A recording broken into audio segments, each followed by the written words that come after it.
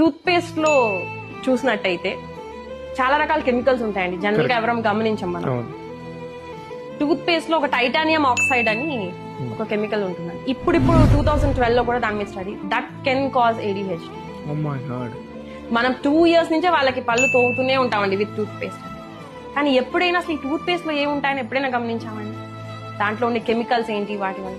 ఎందుకంటే చాలా రకాలైన కెమికల్స్, ట్రైసోక్లాన్ అని, సోడియం లారల్ సల్ఫేట్, ఏదైతే దానికి నురగొస్తుందో దీని వల్ల మనకి ఎండోక్రైన్ అనేది డైరెక్ట్ ఎఫెక్ట్ అవుతుంది. థైరాయిడ్ డిస్రప్టర్ అండి ట్రైసోక్లాన్ అని మీరు కనుక చూసినట్టయితే it is a thyroid disruptor.